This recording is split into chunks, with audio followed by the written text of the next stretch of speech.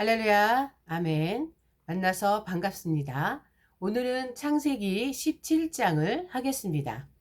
17장의 제목은요, 할례, 언약의 표징이란 제목이 나와 있습니다.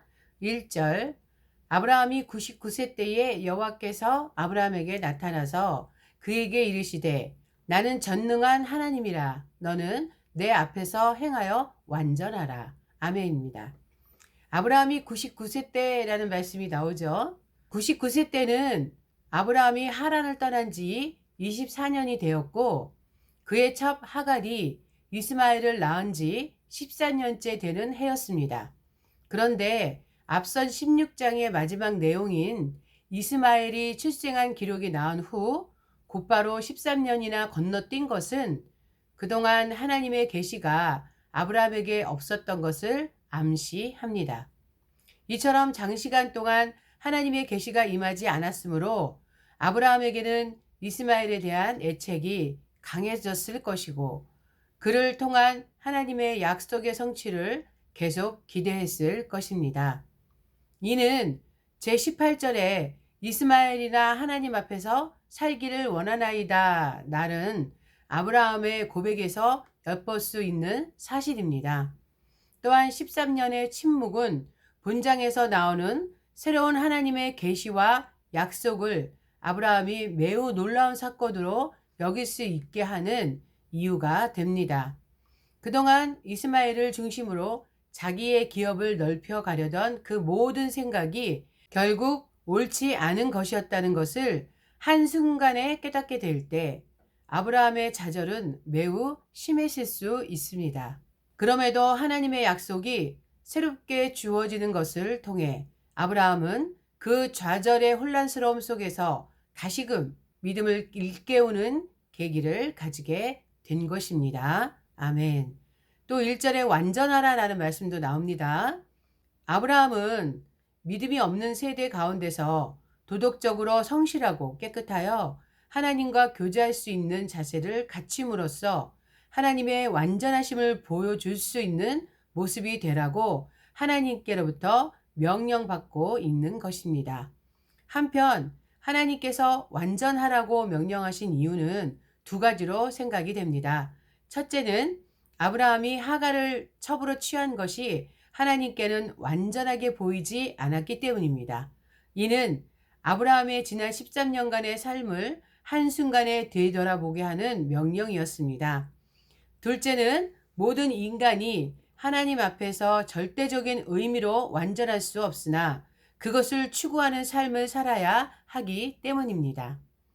따라서 본문의 완전하라는 도덕적으로 순결할 것과 성숙한 삶에 대한 요구이며 이는 아브라함뿐만 아니라 하나님의 자녀된 모든 성도들이 추구해야 할 삶의 자세인 것입니다. 아멘. 2절 내가 내 언약을 나와 너 사이에 두어 너를 크게 번성하게 하리라 하시니 아브라함이 엎드렸더니 하나님이 또 그에게 말씀하여 이르시되 보라 내 언약이 너와 함께 있으니 너는 여러 민족의 아버지가 될지라 이후로는 내 이름을 아브라함이라 하지 아니하고 아브라함이라 하리니 내가 너를 여러 민족의 아버지가 되게 함이니라. 아멘. 자, 아브람 또 아브라함 이렇게 두 이름이 나오죠. 자, 이 뜻은요. 실제로 아브라함의 혈통을 통하여 이스마엘 족속, 그두라 족속, 에돔 족속, 이스라엘 나라 등 많은 후손들이 나와 그는 말 그대로 열국의 아비, 많은 자의 아버지가 되었습니다.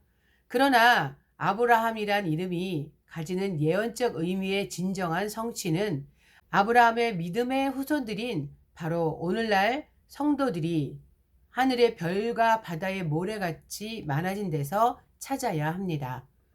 이처럼 아브라함의 계명은 하나님께서 그를 구속사의 핵심 인물로 지목하여 전 세계 모든 택한 자들을 자신의 나라로 이끄시기 위한 원대한 계획을 가지고 계심을 나타내신 것입니다. 우리 역시 마귀의 자식에서 하나님의 자녀로 그 신분이 바뀌었습니다. 이는 우리를 향하신 하나님의 계획이 지극히 크심을 보여줍니다. 그러므로 이미 생애의 그 전환기를 맞은 크리스천은 전 세계를 향한 위대한 꿈을 지니고 하나님 나라를 확장하는 천국 일꾼의 삶을 살아야 할 것입니다. 아멘. 6절. 내가 너로 심히 번성하게 하리니 내가 내게서 민족들이 나게 하며 왕들이 내게로부터 나오리라. 내가 내 언약을 나와 너 및 내 대대 후손 사이에 세워서 영원한 언약을 삼고 너와 내 후손의 하나님이 되리라. 내가 너와 내 후손에게 내가 거류하는 이 땅, 곧 가나안 온 땅을 주어 영원한 기업이 되게 하고 나는 그들의 하나님이 되리라. 하나님이 또 아브라함에게 이르시되 그런즉 너는 내 언약을 지키고 내 후손도 대대로 지키라. 너희 중 남자는 다 할례를 받으라. 이것이 나와 너희와 너희 후손 사이에 지킬 내 언약이니라. 아멘. 할례를 받으라 라는 말씀이 나옵니다. 이 뜻은요, 성경에 나오는 할례에 대한 최초의 언급으로 할례는 하나님께서 아브라함과 그의 후손들과 같은 여호와 신앙 공동체에게 주신 언약의 표징입니다. 이는 할례 행위가 스스로 행하는 행위가 아니라 공동체 내에서 타인에 의해 행해지는 예식이었음을 암시해 줍니다.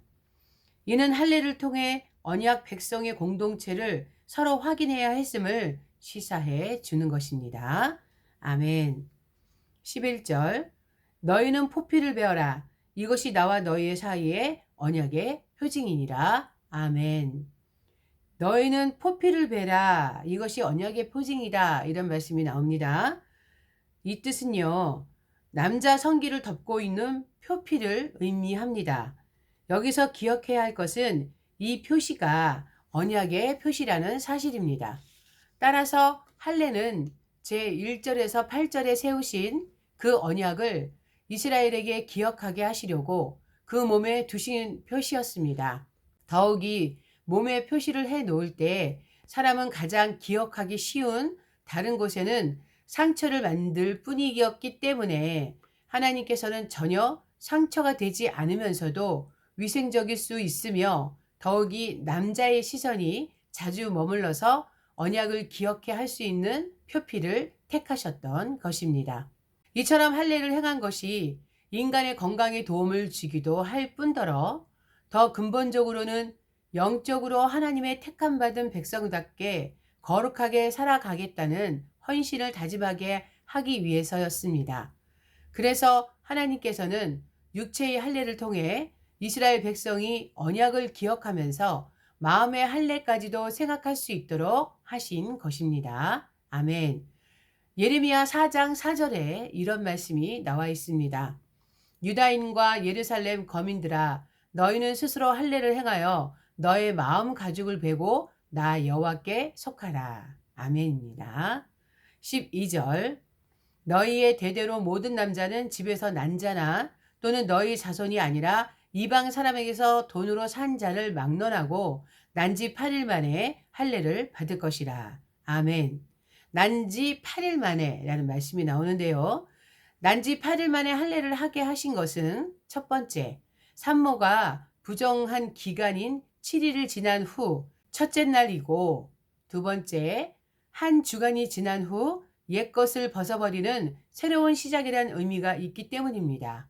한편 현대의학에 의해서도 제8일에 할례를 시행하는 것이 가장 합리적임이 밝혀졌습니다.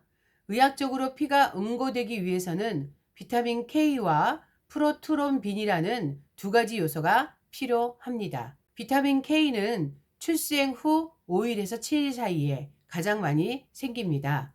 그리고 프로트롬빈은 생후 8일째 가장 높은 수치를 보입니다. 따라서 생후 8일은 가장 피가 잘 응고되는 시기라는 것입니다. 아멘. 13절.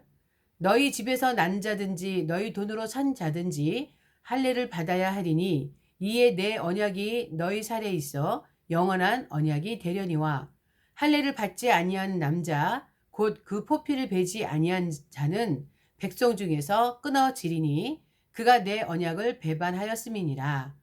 하나님이 또 아브라함에게 이르시되 내 아내 사레는 이름을 살해라 하지 말고 살아라 하라. 아멘입니다. 살해하지 말고 살아라 하라 이런 말씀이 나와 있죠. 살해는 공주란 뜻이고요. 사라는 왕비라는 의미라고 합니다. 따라서 이전의 사례는 아브라함의 고귀한 공주라면 이후의 사라는 열국의 어미가 되는 왕비로 바뀐 것을 반영하는 것입니다.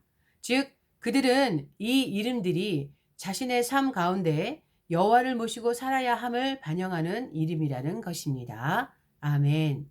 16절 내가 그에게 복을 주어 그가 내게 아들을 낳아 주게 하며 내가 그에게 복을 주어 그를 여러 민족의 어머니가 되게 하리니 민족의 여러 왕이 그에게서 나리라. 아브라함이 엎드려 웃으며 마음속으로 이르되 100세 된 사람이 어찌 자식을 낳을까? 사라는 90세니 어찌 출산하리요 하고. 아멘입니다. 엎드려 웃으며라는 말씀도 나옵니다. 이 표현은 사라를 통하여 자녀를 주시겠다는 하나님의 말씀이 아브라함에게 너무 큰 것이기에 엎드려 경배했음을 보여주는 것입니다. 그런데 이러한 하나님의 약속은 인간 이성의 한계를 뛰어넘는 너무나 엄청난 것이기에 아브라함은 웃고 말았습니다. 그러면서 아브라함은 속으로 나는 100세요. 사라는 90세인데 어떻게 자식을 낳을까? 라고 말했던 것입니다. 아무리 그가 믿음의 사람이었지만 그 역시 인간인지라 평범한 인간이 지닐 수 있는 생각을 한 것입니다. 그러나 하나님은 인간의 상식과 한계를 뛰어넘어서 역사하시는 분이십니다. 따라서 우리는 초자연적이요 초인간적인 것이 하나님 안에서는 얼마든지 가능함을 깨닫고 이를 겸허히 받아들이는 신앙적인 삶을 살아야 할 것입니다. 아멘. 18절 아브라함이 이에 하나님께 아뢰되 이스마엘이나 하나님 앞에 살기를 원하나이다. 하나님이 이르시되 아니라 내 아내 사라가 내게 아들을 낳으리니 너는 그 이름을 이삭이라 하라. 내가 그와 내 언약을 세우리니 그의 후손에게 영원한 언약이 되리라. 이스마엘에 대하여는 내가 내 말을 들었나니 내가 그에게 복을 주어 그를 매우 크게 생육하고 번성하게 할지라. 그가 12두령을 낳으리니 내가 그를 큰 나라가 되게 하려니와. 아멘입니다. 자, 큰 나라가 라는 말씀이 나오죠. 이스마엘의 후손들이 크고 강한 나라를 형성할 뿐 아니라 그 백성의 수요도 매우 많게 될 것을 보여줍니다. 실제로 이스마엘은 그 개인으로 보더라도 바란 광야에서 활 쏘는 자로 유명하게 되었고 그의 후손들 역시 아라비아 광야의 유목민으로 혹은 상인의 집단으로 크게 이름을 떨쳤습니다. 뿐만 아니라 이스마엘 후손 가운데 마호멧이 알라신을 섬기는 이슬람교를 창설하여 오늘날에 이르기까지 맹위를 떨치고 있습니다. 이처럼 비록 하나님의 택한 백성이 아닐지라도 이 땅에서는 크고 강대해질 수 있습니다. 그러나 깨달아야 할 것은 이들의 강성함과 부요함이 예수 그리스도가 다시 오실 때까지 뿐이라는 것입니다. 즉 그들에게는 시간적 한계가 분명히 있습니다. 그러므로 성도들은 비록 이 땅에서 부요함을 누리지 못한다 할지라도 예수 그리스도 안에서 소망이 있음을 깨닫고 더욱 용기를 갖고 굳센 믿음을 잃지 말아야 할 것입니다. 아멘. 21절입니다. 내 언약을 내가 내년 이 시기에 사라가 내게 낳을 이삭과 세우리라. 하나님이 아브라함과 말씀을 마치시고 그를 떠나 올라가셨더라. 이에 아브라함이 하나님이 자기에게 말씀하신 대로 이날에 그 아들 이스마엘과 집에서 태어난 모든 자와 돈으로 산 모든 자, 곧 아브라함의 집사람 중 모든 남자를 데려다가 그 포피를 베었으니 아브라함이 그의 포피를 벤 때는 99세였고 그의 아들 이스마엘이 포피를 벤 때는 13세였더라. 그날에 아브라함과 그의 아들 이스마엘이 할례를 받았고 그의 집의 모든 남자 곧 집에서 태어난 자와 돈으로 이방 사람에게서 사온 자가 다 그와 함께 할례를 받았더라. 아멘. 자, 그 집안 모든 남자라고 나와 있죠. 본문은요, 당시 아브라함 집에 머물렀던 모든 남자들이 다 할례 의식에 동참했음을 보여줍니다. 당시 아브라함의 집에는 나이 많은 자와 어린 자, 신분이 높은 자와 낮은 자, 혈통으로 아브라함에게 속한 자와 이방인들이 뒤섞여 있었습니다. 그럼에도 불구하고 이들을 모두가 택한 자의 증표라 할 수 있는 할례 의식에 동참했다는 것은 후일 택한 자의 모임이라 할 수 있는 교회의 구성원이 세계 만방의 모든 사람들이 될 것임을 예표합니다. 아멘. 하나님은 이스라엘 백성만 구원하시는 것이 아니라 지구 온 세계에 있는 하나님의 자녀들은 모두 구원하신다는 그런 말씀입니다. 수고하셨습니다. 다음에 뵙겠습니다.